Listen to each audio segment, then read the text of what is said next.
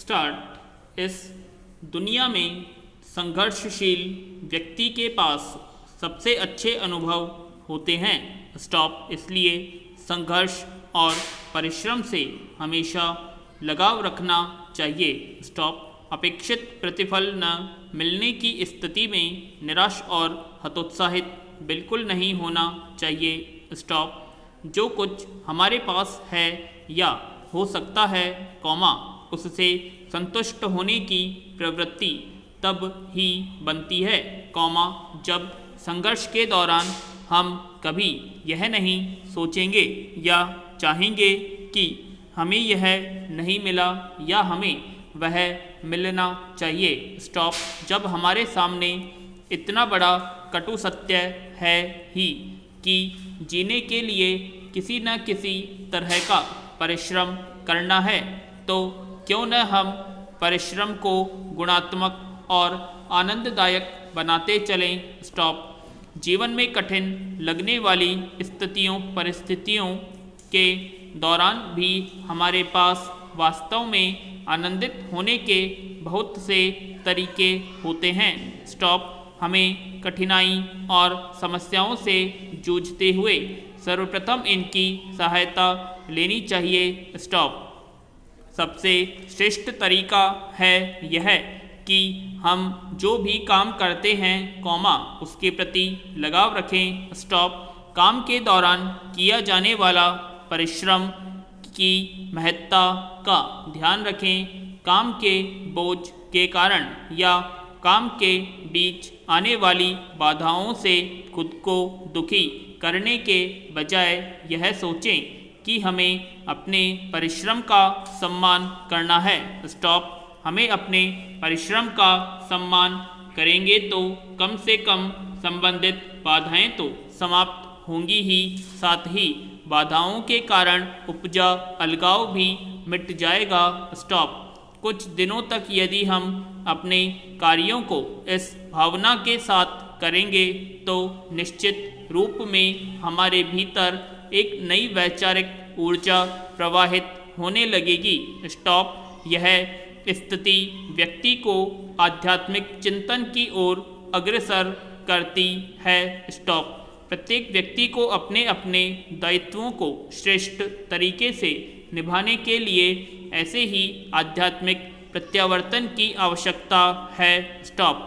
इस स्थिति में व्यक्ति अपने कार्यों, दायित्वों और संबंधों का निर्वहन अपनी स्वयं की परिपक्व अनुभूतियों के सहारे करता है, जो उसे अपने संघर्षों एवं परिश्रम के बलबूते प्राप्त होती है। स्टॉप।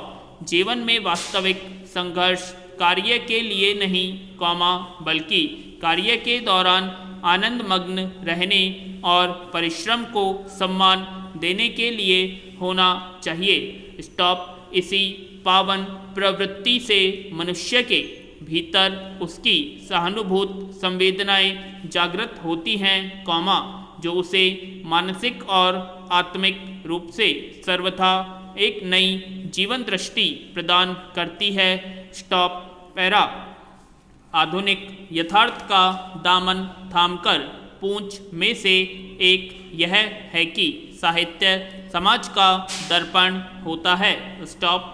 दर्पण बहुत मुंहफट होता है, सारे भेद खोल देता है। स्टॉप। लोग अपनी शक्ल के बजाय भले उससे नाराज होने लगे, दर्पण को कोई फर्क नहीं पड़ता। स्टॉप। साहित्य की प्रवृत्ति भी ऐसी ही होती है।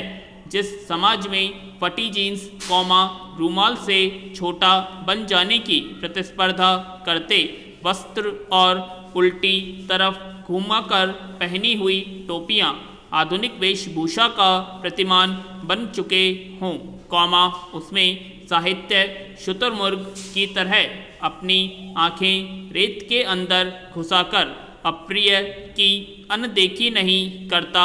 स्टॉप। तुम डाल डाल, हम पात पात चलने वाली चाल चलकर वह भी दौड़ में शामिल हो जाता है। स्टॉप। साहित्य शब्दों का खेल ही तो है। स्टॉप। तो फिर आधुनिकता की रेस में साहित्य नए नए शब्दों के स्पाइक्स यानी कांटेदार स्पोर्ट शूज पहनकर भागने से क्यों ऐतराज करे। स्टॉप। कैट कैट माने बिल्ली, रैट रैट यानी चूहा, और दिल है तेरे पंजे में तो क्या हुआ। स्टॉप। शायद ऐसे गीत लिखने के बाद ही वे पश्चाताप करते हुए यह लिखने को मजबूर हो गए होंगे कि मजरूह लिख रहे हैं। स्टॉप। पैरा। याद कीजिए, हम अक्सर ही रिक्शा चालकों से महज 5-10 रुपए कम करवाने के चक्कर में अपनी ढेर सारी ऊर्जा खर्च कर देते हैं। स्टॉप।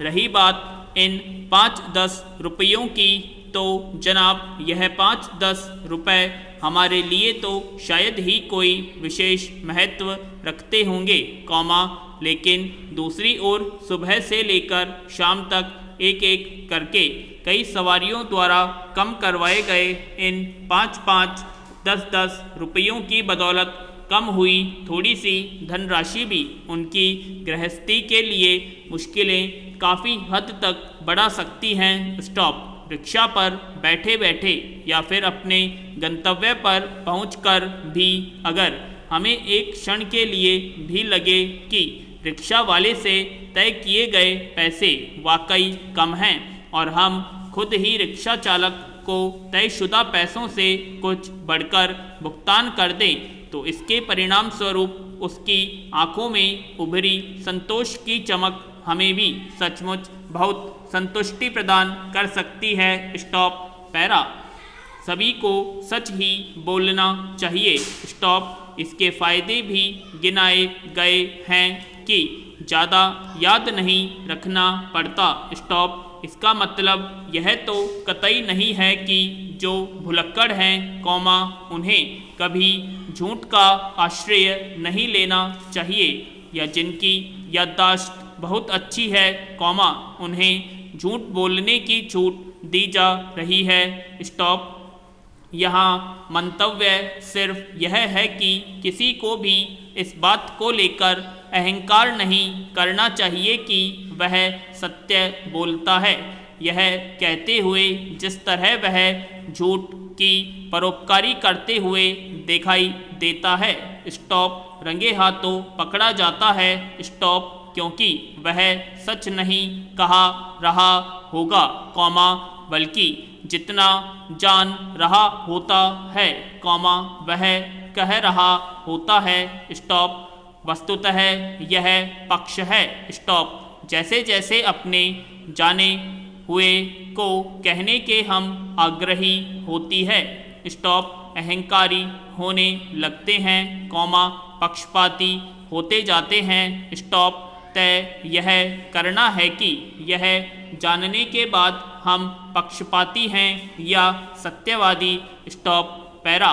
पान मसाले के साथ मिलने वाले चम्मच से लेकर आइसक्रीम से भरे हुए मिट्टी के एंटिक कप तक के लिए जिस देश वालों को यह पता नहीं हो कि इसके पैसे भी इंक्लूड हैं, उन्हें यह मुई स्वदेशी कहाँ समझ आएगी, जो कागज में लपेटकर बेची जाएगी।